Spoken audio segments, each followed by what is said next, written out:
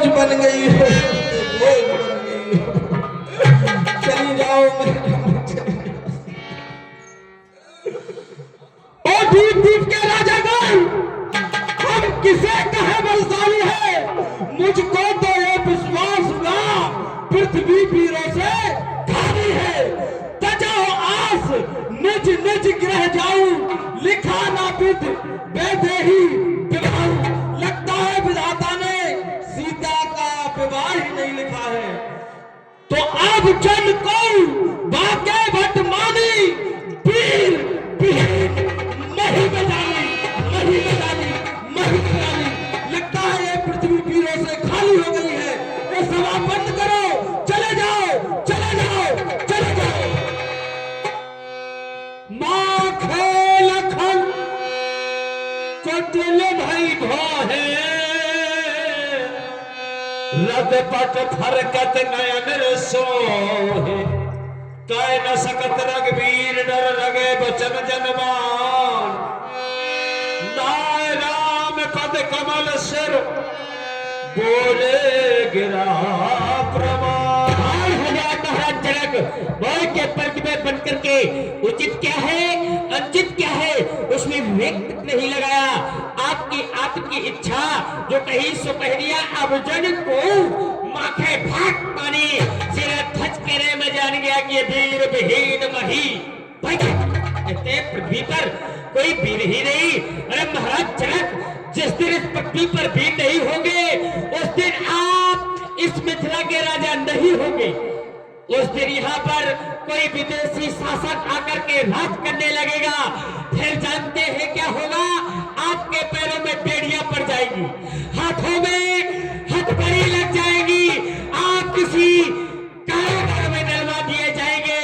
जिस दिन इस पृथ्वी में भी नहीं होंगे महाराज जनक, वीर न होंगे धरती पे तो धरती माँ का क्या होगा। परदेशी राजा करे राज इस भारत माँ का क्या होगा। यदि नदियां नाले पाप धुले तो उस गंगा माँ का क्या होगा। रक्षक ही भक्षक बन जाए तो मित्रों गौ माता का क्या होगा। जिस दिन भेड़ न होंगे धरती पे तो धरती माँ का क्या होगा। अरे हम रघुवंश माँ जाको होई कई समाज अस कहे न कोई। कहीं जनक जस अंकित वाणी विद्यमान रत्न बन जानी। सुनो भान को पंकज भानो कहा स्वभाव न कच मानो। भैया जो तुम्हार अनुशासन पाओ हाथ कंधों कियो प्रभात उठाओ काचे घर दिमटारो भाई सगा मैल मूल तितोरी कब प्रताप महिमा भगवाना को बापरो पिना खाना कमल लाल जब चप चढ़ाओ जो जन साथ प्रबल लगाओ। नाथ जान अस आयुष हो तो कौतुक करो बिलकोश हो। भैया आप आदेशित करें। मैं मिथिला में कौतुक करना चाहता हूँ जो सभी देखेंगे। कौतुक क्या मैं धनुष का खंडन न करूं तो सभा में पुकार कहो अस्त्र शस्त्र त्याग लखन कहो मैं लखन कहो मैं तो रहु छत्रक दंड तो प्रताप बल्लाभ जो न करो प्रपस सपाट कान न धारो।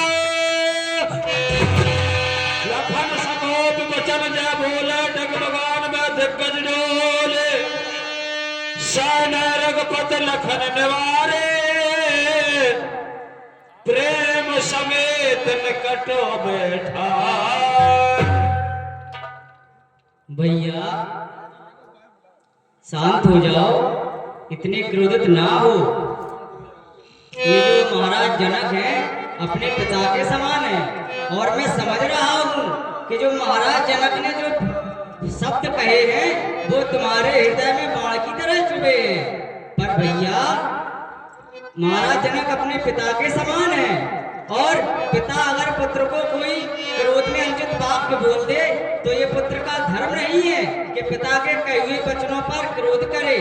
और ये अजगों का खंडन न हो पाने के कारण ये मिथिलावासी पहले से ही दुखी है और तुम क्रोध करके इनका क्रोध और दुख ना बढ़ाओ। भैया शांत हो जाओ।